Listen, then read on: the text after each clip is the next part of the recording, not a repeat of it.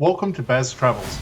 After driving 14,826 kilometers through 24 states and Washington, D.C., I've seen rocket launches to the Grand Canyon and Hoover Dam. I've explored Route 66, ghost towns, deserts, snow, and beaches on both coasts. From Vegas casinos to Alcatraz, the White House to Hollywood. Join me for a journey of the ordinary and the extraordinary. Loading destination. Simulation starting in 3, 2, 1.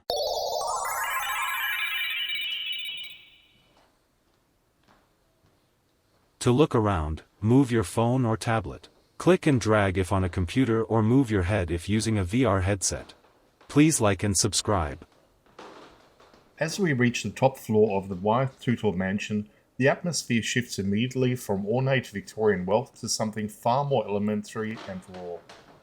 Instead of polished parlors and carved walnut, we step into a story of water, land, and survival. This level is not about elegance, it's about forces that reshape entire communities without warning. The Missouri River has defined St. Joseph since its founding, carrying trade, opportunity, and rapid growth into the city during the 19th century. Yet the same river that creates prosperity has repeatedly reminded residents that control is an illusion. Flooding is not an accident here. It is part of the landscape's natural rhythm. The exhibits surrounding us show aerial photos of winding channels and submerged neighborhoods, revealing how quickly stability can dissolve. The Great Flood of 1993 stands as one of the most dramatic chapters in that story. Water swallowed streets, homes, and farmland across the Midwest for months. Entire towns were forced to confront the reality that rebuilding might not be enough. Pattonsburg, Missouri, represented in these panels, made the extraordinary decision to relocate to higher ground rather than relive the same disaster again. When a community uproots itself to survive, the emotional impact lingers long after the waters recede. The natural history displays here deepen that perspective. The taxidermy birds positioned within reconstructed wetlands are not decorative curiosities. They represent ecosystems that depend on seasonal flooding. Marsh grasses, riverbank sediment, and shifting currents create habitats that thrive on change. Flooding, as the exhibit explains, is a natural process. For wildlife, it can mean renewal. For people, it can mean loss. That contrast is where the tension lives. Human settlements demands permanence, yet rivers demand movement.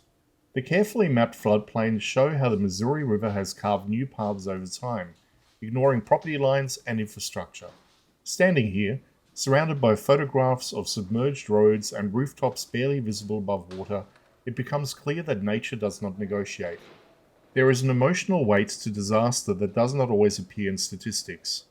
Homes contain memories, and when water takes them, something intangible disappears as well. It is no surprise that stories sometimes follow events like these. In cities shaped by both ambition and catastrophe, folklore often grows alongside rebuilding efforts. Floods reshape geography, but they also reshape identity. As we move past the diorama of river life and the detailed panels explaining hydrology, the message becomes unmistakable. St. Joseph exists because of that river, and it endures despite it. The same waters that carried pioneers westward have repeatedly tested the city's resilience. That duality runs through every exhibit on this floor. This level of the mansion feels quieter than the grand rooms below, yet its subject matter is far more powerful. Wealth can be displayed in chandeliers and carved wood, but survival is measured in adaptation. Here the story is not about elegance, it's about endurance. And in a city shaped by water, endurance has always required respect for forces larger than any building, any fortune, or any single generation.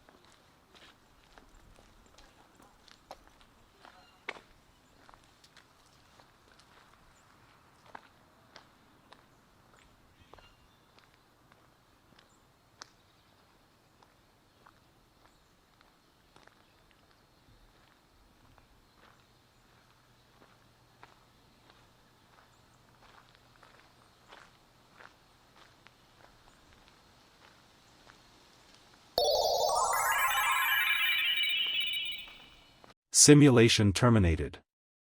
Please comment, like and subscribe.